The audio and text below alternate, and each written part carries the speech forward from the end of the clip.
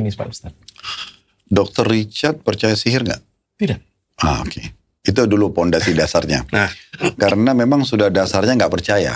Kan gitu. Kita mulai dulu dari hal gaib. Apakah hal gaib itu ada atau tidak? Maka jawabannya mutlak ada. Hal gaib itu ada.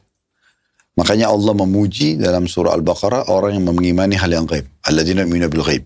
Orang yang beriman kepada gaib. Gaib itu beriman kepada keberadaan Allah yang tidak nampak, keberadaan malaikat yang tidak nampak, keberadaan jin dan syaitan yang tidak nampak, keberadaan kitab-kitab yang turun dari 140 kitab yang turun, walaupun yang kita ketahui namanya Suhuf Nabi Ibrahim, Taurat Nabi Musa, Zabur Nabi Daud, Injil Nabi Isa, Quran Nabi Muhammad SAW, ini 5, tetapi sebenarnya dia ada 140 kitab. Pernah kita bahas di Syith, anaknya Nabi Adam turun 50 kitab kepada beliau, Nabi Idris 30 kitab dan seterusnya.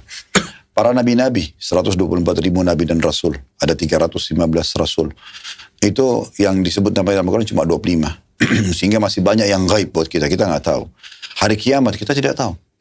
Bermulai dari alam barzah di kuburan, mulai hari kebangkitan, timbangan amal, surga dan neraka, ini semua gaib, tidak nampak. Begitu juga dengan takdir keputusan Allah. Sesuatu masa depan yang kita tidak tahu, tapi itu sudah ditentukan semuanya. Jadi memang yang gaib itu ada, dan Allah memuji orang yang beriman. Contoh rasional gaib itu ada, dan kita sebenarnya bisa rasakan. Sebenarnya apa yang kita rasa setiap hari, Dok? Contoh misalnya lapar, haus, marah, emosi, senang, bahagia, benci. Semua kita bisa rasakan, tapi kita nggak nampak wujudnya. Berarti ada hal-hal yang tidak nampak wujudnya itu ada. Itu dulu, pondasi dasarnya dulu. Karena sihir ini masuk dalam hal yang gaib. Sehingga kalau Dr. Richard memang sudah menutup diri dari awal tidak percaya, maka bisa rentetannya kalau tidak percaya pada yang gaib banyak gitu.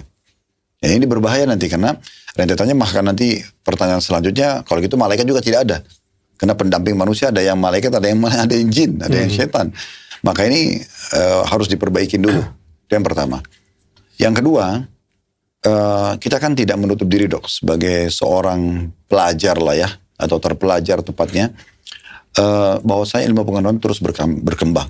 Mau nggak mau. Mungkin di ilmu medis kalau dokter bicara, mungkin kalau kita bicara 50 tahun yang lalu aja, dibandingkan sekarang kan beda sekali ya. Teknologi yang luar biasa, terus membawa perkembangan-perkembangan yang baru. Maka bukan mustahil, satu waktu justru mungkin akan sampai pada titik di mana ilmu kedokteran itu akan membuktikan, oh ya memang benar ada. Gitu ya. Ya akan ke situ nanti, karena ini kan sesuatu yang berhubungan dengan informasi wahyu. Ini adalah berhubungan dengan masalah informasi ilmu pengetahuan manusia yang masih terus berkembang. Kalau wahyu